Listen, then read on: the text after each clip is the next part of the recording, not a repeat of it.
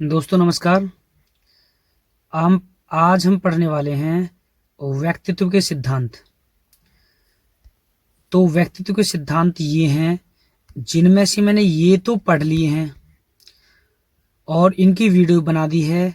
और आज हम जो पढ़ेंगे वो ये पढ़ेंगे दोस्तों, ये वाले हिप्पोक्रेट्स का वर्गीकरण और जुंग का वर्गीकरण। तो हिप्पोक्रेट्स का वर्गीकरण, हिप्पोक्रेट्स ने जो व्यक्तित्व बताया वो बताया है 4 प्रकार के व्यक्तित्व होते हैं। 4 प्रकार के कौन कौन से? तो हिप्पोक्रेट्स का वर्गीकरण पहला है कफ प्रवृत्ति वाले, कॉलेरिक बोलते हैं जिन्हें। एक तो वो व्यक्ति होते हैं जो कफ प्रवृत्ति वाले होते हैं।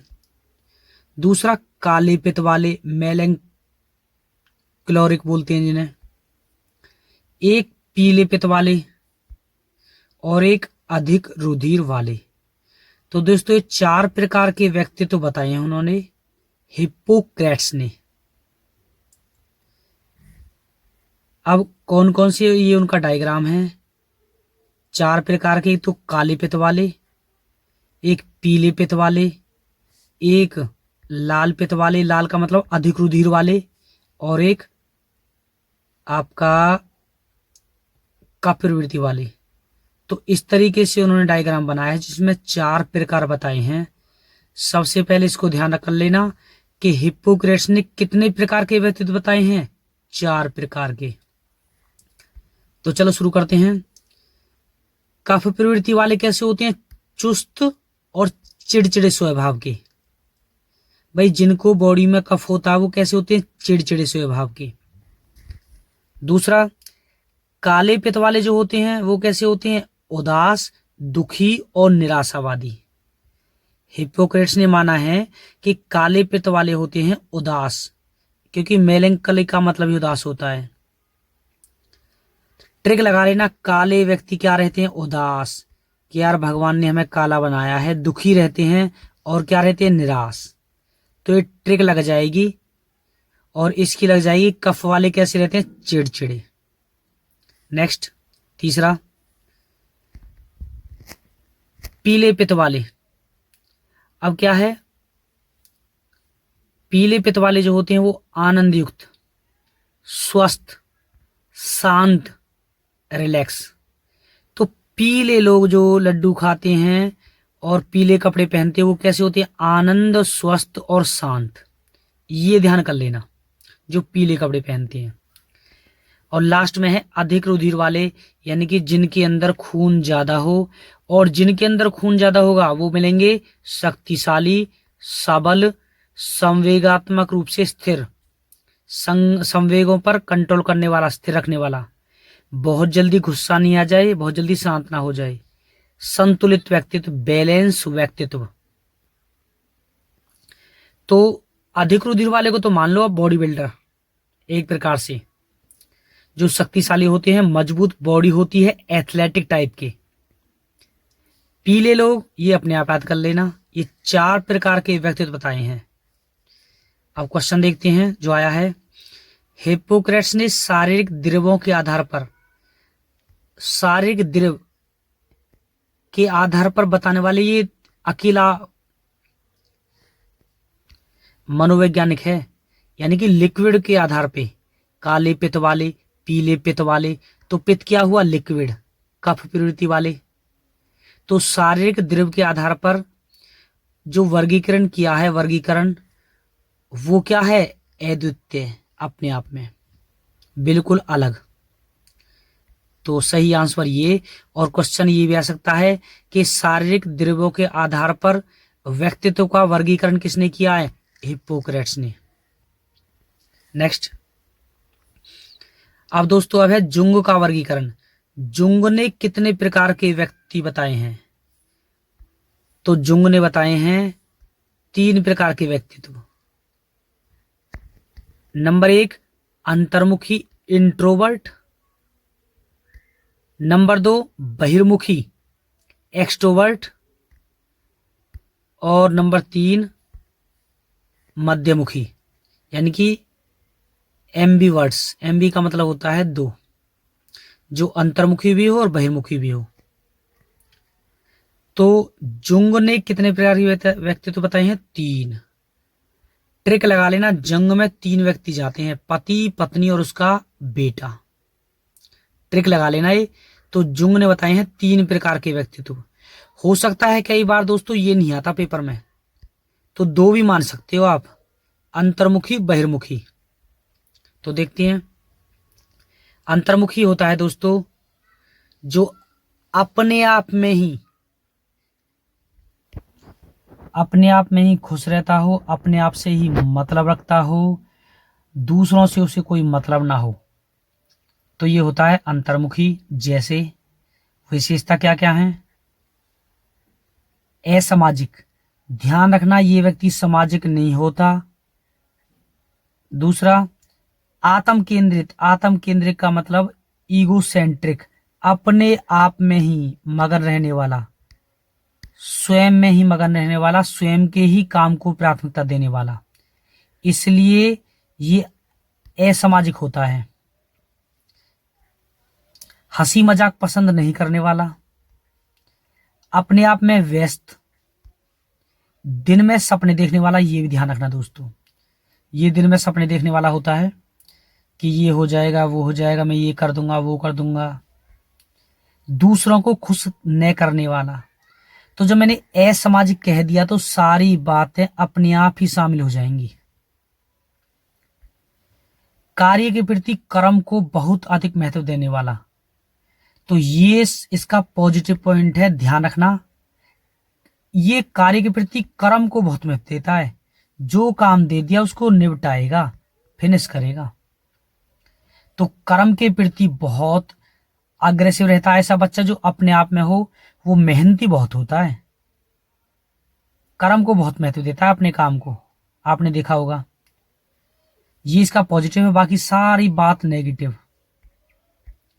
तो दोस्तों ये आत्म केंद्रित अंतर्मुखी के डिटेल है, देख लो इसको। फिर क्वेश्चन है, पहला क्वेश्चन, अंतर्मुखी, बहिर्मुखी, उभयमुखी व्यक्तित्व संबंधी विभिन्नताओं के वर्ग किससे संबंधित हैं? जुंग से। सही आंसर जुंग। आत्म केंद्रित व्यक्तित्व होता है, आत्म केंद्रित ईगोसेंट्रिक। आत्म का मतलब स्वयं में, केंद्र में स्वयं में ही लीन रहने वाला, मगन रहने वाला, तो वो होता है अंतर्मुखी। एक नेक्स्ट, अंतर्मुखी व्यक्तित्व। दूसरा है अंतर्मुखी व्यक्तित्व का प्रकार है। जो अंतर्मुखी व्यक्तित्व बांटे हैं वो शरीर रचना के प्रकार। नंबर ए गलत, क्योंकि जुंग ने जो वर्गीकरण दिया है वो शरीर की रचना के आधार पर नहीं किया कि लंबाकार, मोटाकार, ऐसा नहीं दिया। मनोवैज्ञानिक प्रकार ये सही है, अंतर्मुखी, बहिर्मुखी, ये प्रकार दिया है। नेक्स्ट, अंतर्मुखी व्यक्तित्व वाला व्यक्ति रुचि रखता है अन्य व्यक्तियों में। गलत, क्योंकि वो सामाजिक नहीं होता। स्वयं अपने आप में बिल्कुल सही, सामाजिक कार्यों में गलत, शारीरिक कार्यों में गलत। सही आंसर बी। नेक्स्ट, अंतर्मुखी व्यक्तित्व की विशेषताएं हैं, इसका मुख अंदर की ओर धंसा होता है। गलत, ऐसा कुछ नहीं है। शरीर की बनावट के आधार पर कुछ नहीं है। इसके मुख की बनावट अन्य से भिन्न होती है। गलत। इसमें नेतृत्व का गुण पाया जाता है। गलत, नेतृत्व का गुण पाया जाता है बहिर्मुखी में।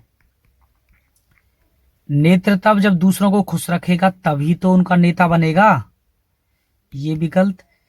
इसमें सामाजिकता के गुण कम पाए जाते हैं। बिल्कुल सही, सामाजिकता के गुण पाए जाते हैं कम, इसलिए आंसर 4 बिल्कुल सही है। नेक्स्ट, एक अंतर्मुखी व्यक्तित्व होता है क्रिया करने की तीव्र इच्छा, ये इसका पॉजिटिव पॉइंट है, मैंने बता दिया है। सही आंसर ए। अंतर्मुखी बालक की मुख्य विशेषता होती है वह कक्षा में सभी से मेल जोल रखता है। गलत, क्योंकि असामाजिक होता है। वह पाठ्य सहगामी क्रियाओं में, सहगामी जानते हो, दोस्तों के साथ क्रिया करना, निरंतर भाग लेता है, गलत। वह एकांत में रहकर कम बातचीत करने वाला होता है, बिल्कुल सही। नेक्स्ट, अब है बहिर्मुखी, एक्सट्रोवर्ट, जो बाहर भीतर जाता हो, बाहर भीतर की नॉलेज हो। बहिर्मुखी व्यक्तित्व सदा खुश रहने वाला, देख सकते हो आप इस लड़की को। सामाजिक, जस्ट इंट्रोवर्ट का उल्टा, अंतर्मुखी का उल्टा बहिर्मुखी सामाजिक होता है। मिलनसार, संतुष्ट, प्रसन्नचित्त, चिंताओं से मुक्त, रिलैक्स। तो प्रसन्नचित्त जो सामाजिक होता है वो हमेशा प्रसन्न रहेगा, संतुष्ट भी रहेगा, चिंताओं से मुक्त भी रहेगा, रिलैक्स रहेगा। तो दोस्तों ये बहिर्मुखी की बातें हैं। इसके अलावा और कुछ भी आ सकती हैं, आपको अंडरस्टैंडिंग बनानी है टॉपिक में। अब क्वेश्चन है, एस्टेट पीआरटी 2015 में निम्नलिखित में से कौन सा लक्षण बहिर्मुखी व्यक्तित्व का नहीं है? मिलनसार है,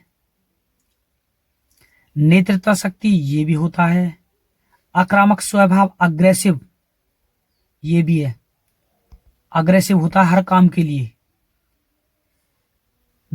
देवास्वपन देखने वाला ये गलत है, देवास्वपन देखने वाला होता है अंतर्मुखी।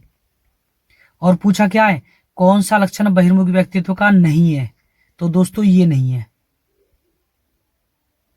नेक्स्ट, बहिर्मुखी व्यक्तित्व होता है केवल अपने समाये में रहने वाला, ये तो गलत, ये अंतर्मुखी के लिए आएगा।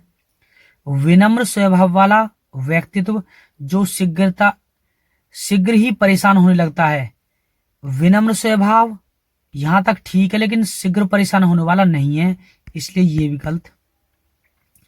व्यक्तित्व जो अपने स्वयं के बारे में सोचने लगता है, स्वयं के बारे में सोचने वाला है, इंट्रोवर्ट, इसलिए ये भी गलत। प्रबल व्यक्ति, सबल व्यक्ति जो सरलता से परेशान होने वाला नहीं होता, सही आंसर डी। नेक्स्ट, अब है मध्यमुखी, एम्बिवर्स। तो दोस्तों कई किताबों में आपको 2 प्रकार बताए जाएंगे और कई किताबों में 3 प्रकार हैं, तो मैंने तीनों बता दिए, देख लेना आप।